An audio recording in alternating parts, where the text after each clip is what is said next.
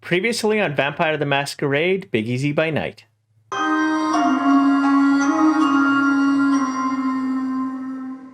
The coterie awoke to news of an active shooter situation at the Succubus Club. The Knight's Cross had struck earlier than expected. They also had text messages advising that Elysium had been moved to Our Lady of Sorrows, a Catholic church ruined during Katrina. Mia and Johnny were familiar enough with the politics of the kindred to know that this was where the prince held court. They would be in his domain. Silas used his police scanner to listen for updates. As expected, a biker gang had stormed the club and taken hostages. There were injuries, but no word on casualties. The police were putting up barricades to block from the club in every direction. The coterie wondered if the sheriff had listened to their warnings about the Knight's Cross. If he hadn't, this presented a potential political opportunity for them. They decided to split up. Johnny and Silas would head to the Succubus Club to gather information, while Mia and Diane headed to Elysium. At the club, Johnny and Silas had to deal with the police barricade. They had specifically chosen a street where a number of lights were out. Silas had the benefit of his disciplines to vanish from sight, but Johnny had to try sneaking past on his own. Even with the cover of darkness, the beast rose. Going feral, Johnny dragged the police officer blocking him to the ground. Thinking quickly, Silas shot out a nearby window, creating a distraction to prevent anyone from seeing Johnny's attack. Johnny dragged the helpless cop into an alley, knocking him out and stealing his uniform to better blend in. Still hidden from sight, Silas snuck into the Succubus Club to check it out. There were only a handful of people inside the club, looking like the club's employees. A couple appeared wounded, but no one was dead. The hunters, easily recognizable from the 21st Amendment bar, seemed surprised at how quickly the police had responded. They began to wonder if they'd been set up. Silas headed back for the van, seeing a police officer lurking nearby. It was Johnny, but Silas was fooled by the disguise. Seeing the police officer climb into the back of the van, Silas walked away, fearing they were compromised. Inside the van, Johnny grabbed a shotgun, going back to the alley and executing the helpless officer. On the other side of town, at the ruins of Our Lady of Sorrows, Mia and Diane arrived for Elysium. The ruins were decorated in voodoo and Haitian imagery, much like the Papa Legba imagery that the prince dressed himself in. Where the altar might have once stood, Doc Carafor's throne sat. Mia checked in with Nikki, seeing how the Keeper of Elysium was faring. Nikki revealed that the Succubus Club was a setup to let the hunters believe they had won. Like all things kindred, it was a masquerade. The only people there were her retainers, ready to sacrifice themselves to protect the Camarilla. Mia then checked in with the sheriff. He introduced Mia to his sire, Corey. Corey took an interest in Mia, mentioning she had traveled with the La Sombra in her past. He looked forward to seeing what Mia did in the city. After Corey had left, Mia continued her conversation with the sheriff. He informed her that the cops at the Succubus Club all worked for them. Everything was under their control. Mia let the sheriff know that the Knight's Cross was being funded by Senator Lockwood. That meant the Second Inquisition was likely involved, a fact that would complicate things. When Johnny and Silas eventually arrived at Elysium, each member of the coterie took the time to figure out the power structure of the Camarilla in their own ways.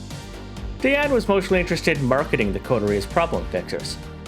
Silas wanted to map out interclan relationships. Because of Carafor's voodoo ties, Silas also wanted to ask Marie Laveau if she knew about him. Johnny took the opportunity to check in with Marvin. During the day, Marvin had been following Jenny's husband, Chris.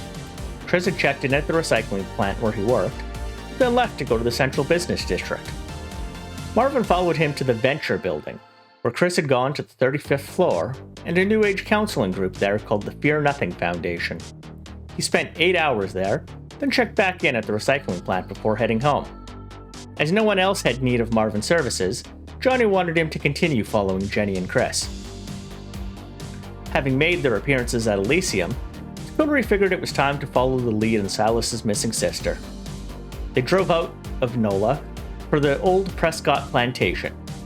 It was clear it had been abandoned for years. The ground was overgrown, but it wasn't healthy overgrowth due to all the pollution. The only standing buildings were a barn and the old plantation house. They decided to check out the barn first.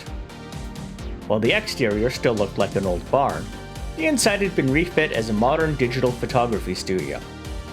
Silas looked around for any evidence and found a filing cabinet full of binders of torture porn of various women. Most of the women looked like they'd been drugged. One binder was full of pictures of his sister, Heather. Another binder was labeled for Heather's best friend, Caitlin, but was empty. Silas took his sister's binder. When they left the barn, a number of glowing eyes in the darkness watched them. Johnny and Diane, both able to see in the dark, saw 4 indigenous males. They were the Rougarou, the gangrel protectors of this land, and they demanded to know why the coterie trespassed on their domain. Silas apologized. They were there investigating and didn't mean to trespass. Mia wasn't going to let this go, though. She wanted to know if the Rougarou condoned what was going on in the barn. The Rougarou explained their concern was the land, not the people on it. They didn't know what went on in the barn, only what the end result was. When questioned, they led the coterie to a waste dump. This was what happened to the mayor's dolls, dumped like garbage. Mia wanted to know why the Rougarou hadn't stopped him. They explained he had powerful friends, guns, and fire.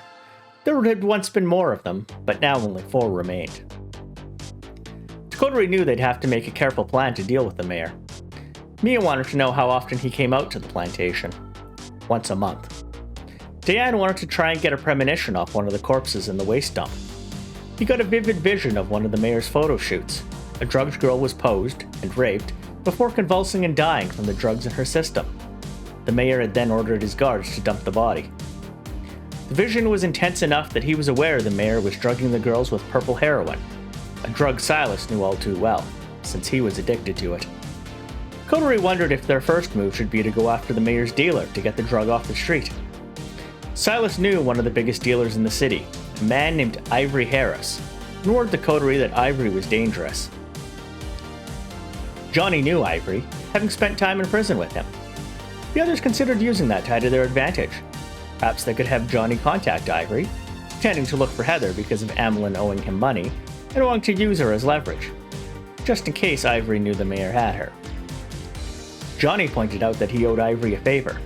It was possible that if they tried to leverage Ivory, Ivory might call the favor in.